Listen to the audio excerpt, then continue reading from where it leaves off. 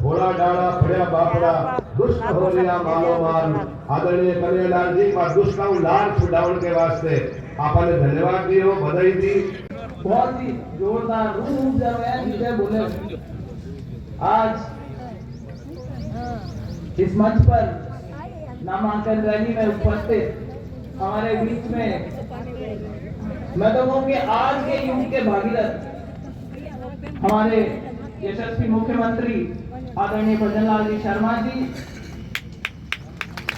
हमारे बीच में, हमारे ही सबसे सीनियर और आप लोगों के बीच में प्रतिनिधित्व कर चुके, केंद्र में मंत्री रह चुके और अभी इस सरकार में किसान आयोग परम आदरणीय CR चौधरी साहब, जब गोली निकली सुनाई दी शिव कर जाती। बकराना में हमारी बहुत ही प्रतिभावान उम्मीदवार रही जो अभी वर्तमान में प्रधान है, मैं सुनीता जी चौधरी की। भारतीय जनता पार्टी का हर एक कार्यकर्ता बहुत जोश में है। मुझे नहीं लगता कि कहीं उनको हमें और जोश दिलाने की जरूरत है, लेकिन ये जोश कायम रखना पड़ेगा। आज हम सब यहाँ क्यों आए हैं? कोई कहता है ज्योति मृधा का चुनाव है, वो लोकसभा का चुनाव लड़ रही है, भारतीय जनता पार्टी की प्रत्याशी है, उसको वोट देना है, इसके समर्थन में हम यहाँ आए। कुछ मेरे साथियों ने मंच से बोला कि भाई ज्योति मृधा का चुनाव नहीं है, ये मोदी जी का चुनाव है। तो ज्योति को मत देखो, मोदी जी को देख करके बोल दो। लेकिन मेरी इतनी औकात तो नहीं, फिर भी मैं इस मंच से कहना चाहूंगी कि ना ये ज्योति मृधा का चुनाव है, ना ये मोदी जी का चुनाव। ये चुनाव है हमारी आने वाली पीढ़ियों का। आपका वोट जाएगा, मोदी जी को मजबूत करेगा। और मोदी जी क्या काम करने लग रहे? मोदी जी कर रहे कि हर एक भारतीय का मान सम्मान बढ़े, भारत का मान सम्मान बढ़े, और उसमें आप हम सब शामिल हो जाते, चाहे वो किसान वर्ग हो, चाहे वो युवा वर्ग हो, चाहे वो महिलाओं का वर्ग हो, भाई हम सभी भारतीय हैं। और अगर देश आगे बढ़ेगा तो हम सब आगे बढ़ेंगे, हम सब का भला होगा। मेरे लिए ना तो नागौर नया है, ना आप लोगों के लिए मैं नहीं। 2009 में आई थी, पिंडिया कांपती थी भाषण देते हुए। हाथ जोड़ से आप लोगों से यही कहा था, भाई बाबा की पोती हूं, अब की बार वोट दो, प्रयास करूंगी काम कराने का, और अगली बार आऊंगी जब आपके अपने काम के नाम पे वोट मांगूंगी। आप लोगों ने बहुत वोट दिए, जिता करके लोकसभा में भेजा, और आपके आशीर्वाद से वहां पहुंचने के बाद मैंने काम करवाने का भरसक प्रयास करा। जिस नहर की बात अभी मंत्री जी कर रहे थे, मुझे गर्व होता है कि उस पहले फेज का इंदिरा गांधी लिफ्ट कैनाल के 2 फेज बने। पहले फेज के लिए मुख्यमंत्री वसुंधरा जी थी उस टाइम पर, और पहले फेज का जो प्रोजेक्ट था वो उनके राजकाल में, राजपाट के टाइम पे पास हुआ, स्वीकृत हुआ। मैं तो पहली बार की सांसद थी। मुझे सब लोग कहते थे कि सबसे बड़ी समस्या पानी की है, क्योंकि बाबा का भी सपना था कि किसी तरह नागौर में नहर आए। मैंने वहां पे दिन रात मेहनत करी, और दूसरे लोगों का भी प्रयास था उसमें, लेकिन एक अहम भूमिका निभाते हुए सेकंड फेज का, जिनका 5 तहसीलों में आज पानी आ रहा है, उसमें आपके आशीर्वाद से लोकसभा में पहुंची ज्योति मृधा का उसमें बहुत बड़ा योगदान। हमने नींव का पत्थर रखा, काम शुरू करवाया, सरकार बदल गई, और आज ये मंत्री और ये मुख्यमंत्री जी हमारे, जिन्होंने कसम खा रखी है कि जो पानी उस टाइम नहर का नागौर तक आया था वो घर घर टूटी टूटी कैसे पहुंचे, ये प्रण लेकर के आज ये सरकार हमारे बीच में आई। फिर 2014 का समय आया। 2014 के समय कुछ लोगों ने षड्यंत्र रचा, सबके मन में गिड़गिड़ाहट थी कि स्वर्गीय बाबा एक बार 77 में जीत गए थे, और तब से बीबीसी बोलाती थी। तो मेरे तो न कद था इतना बड़ा न कुछ, लेकिन पीछे पड़ गए। जो अभी हमारे सामने कैंडिडेट खड़े हुए, उनको निर्दलीय के तौर पे हमारे ही कुछ नेताओं ने खड़ा किया। वोट उनको, उनकी तो जमानत जब्त हुई, लेकिन इतने वोट वो ले गए कि 74,000 मात्र वोटों से उस टाइम पे मेरी हार हो गई। उसके बाद 2019 का चुनाव आया, फिर एक बार मोदी लहर थी, लेकिन भारतीय जनता पार्टी ने गठबंधन कर लिया, और ये कैंडिडेट उस टाइम पे गठबंधन में आए, और भारतीय जनता पार्टी की ताकत पे जीते। और एक बार हमारा फिर मामला 19-20 रह गया।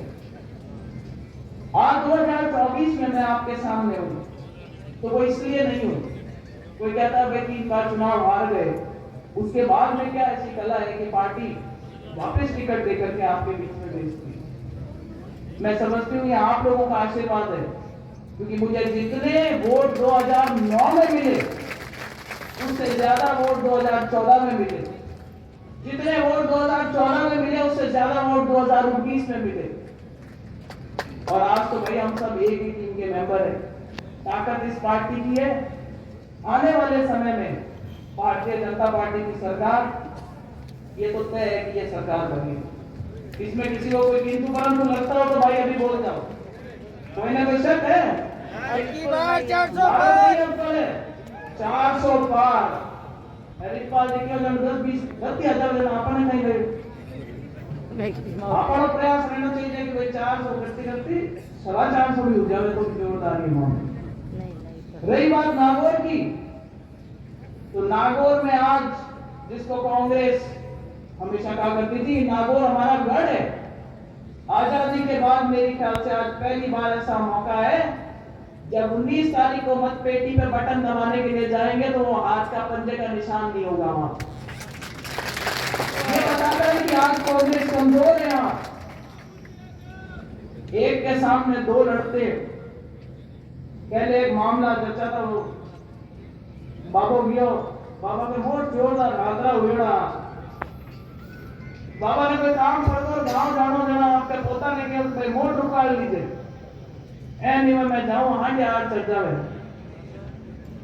बाबा गांव गयो करो हांडे आया, हांडे चले जना पोतो बैठो कोयदा ने बाबा पाछो आयो, पाछो आ देखे तो हांडिया तो एक ऊपर खड़ी दूजा एक ऊपर कूद एक दूजा अगला मोट चढ़ गया। जरा पोता ने जो भाई कहीं करे जब मोट तो और हो जाएगी तो हांडिया की झपा जब तो दे झपा जब देकर में डीजे बाजे जोरदार नारा लागे तेजा बाजे जना में अगला वीर होगा साथ। और हमें कहीं चुनाव हराए दिया जना माने घरे भेज दिया। अरे एक बात और कह दी कि जकी गीता में गई थे नागौर में जाए तो खिला को देखो गीता में गई थे मायरो कि भाई राज को धन ले जाए चौधरी मायरो भैया के भर्ती हो मायरा हराई रकम जिन्होंने चुनाव हराया और उसको एक गलत संज्ञा और दिया, उसको बोला कि बुआजी का मायरा भर दिया। मैं समझती हूँ कि इसमें कोई नागौर की शान नहीं पड़ी।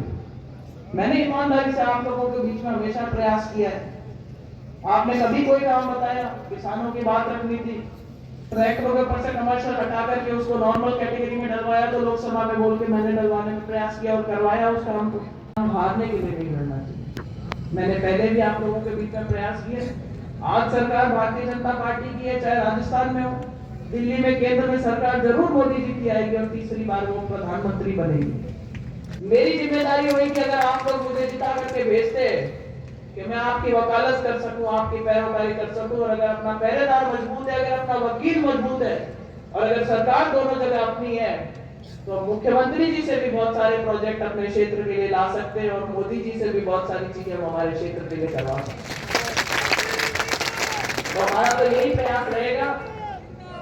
क्षेत्र बहुत बड़ा है, अभी मुख्यमंत्री जी कह रहे थे कि शायद क्षेत्रफल की दृष्टि से सबसे बड़ा क्षेत्र है। मैंने कहा साहब 18,000 स्क्वायर किलोमीटर के आसपास पड़ता है, मैं सब जगह ना पहुंच पाऊंगा। पहले चरण में हमारा चुनाव हो रहा है।